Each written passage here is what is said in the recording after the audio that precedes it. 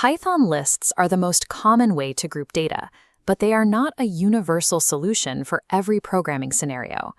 Relying on a single, freely modifiable structure can lead to data corruption as a program grows in complexity. To maintain the integrity of your information, you must deploy specialized data structures designed to handle specific data behaviors. Python provides three core options: lists, defined by square brackets, tuples, defined by parentheses, and dictionaries, defined by curly braces.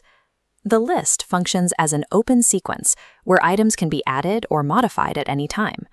The tuple is a sealed sequence designed to remain unchangeable once it is created. The dictionary acts as a mapping switchboard, connecting specific labels to specific pieces of data. To choose the right one, we evaluate them across two axes: whether the data can be changed, known as immutability, and how the data is retrieved, known as mapping.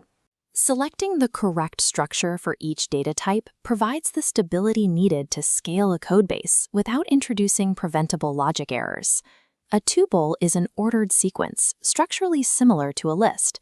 It uses numerical positions, or indices, to locate and slice elements. The difference lies in immutability. In a list, you can replace a value, like changing this 20 to a 99 whenever necessary. If you attempt that same operation on a tuple, Python raises a type error. A type error occurs when an operation is applied to an object of an inappropriate type, such as trying to modify an unchangeable sequence. This behavior shields static information, such as geographic coordinates or system settings, ensuring that no part of the program can accidentally overwrite critical values. Because they are fixed in size, tuples are also more memory efficient and faster to iterate over than lists. Creating a tuple requires standard parentheses, but there is a specific rule for single-item sequences.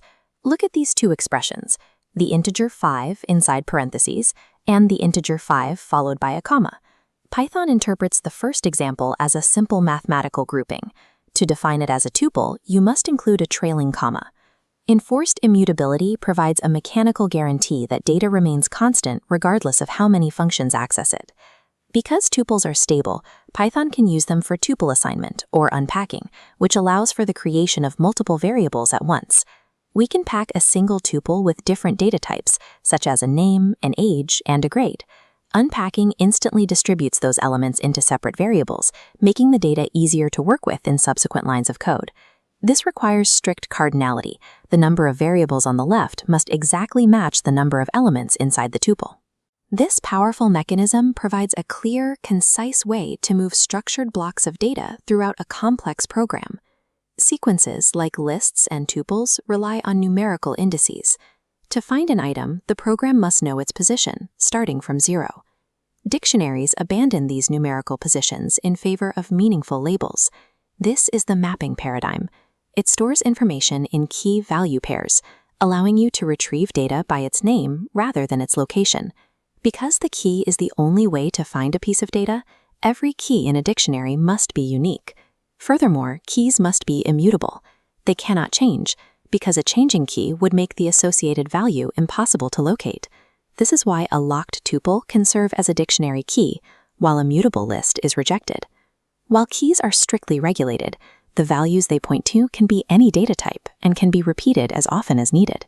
Dictionaries allow developers to model data based on what it represents, rather than where it sits in a list. Unlike tuples, dictionaries are mutable. They are designed to expand and contract as the state of your program changes. If a new student joins a class, adding their blood type to a tracking dictionary is a simple assignment. If you assign a value to a key that already exists, Python simply overwrites the old value, ensuring that the key remains unique. To remove data, the pop method extracts the value associated with a key before deleting the pair from the dictionary entirely. For safer retrieval, the get method allows you to look up keys without risking a key error. A key error is an error raised when you try to access a key that hasn't been defined in the dictionary. This mutability makes the dictionary an ideal tool for maintaining real-time records that require frequent updates.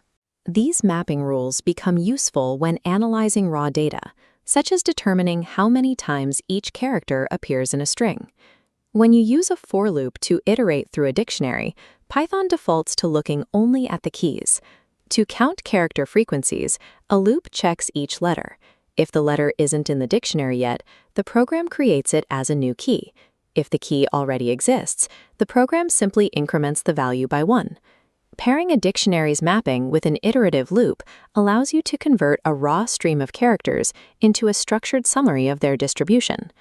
Building reliable software requires selecting the specific tool that matches the nature of your data. Lists provide a flexible, ordered sequence for data that needs to be modified frequently.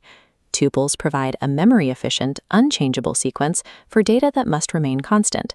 And dictionaries provide a mutable mapping system for retrieving data using meaningful keys. These structures often work together. For instance, because tuples are immutable, they are frequently used as keys within dictionaries to create complex, multi-part labels. Understanding when to use a sequence and when to use a mapping, and when to enforce immutability, is a core skill in Python development.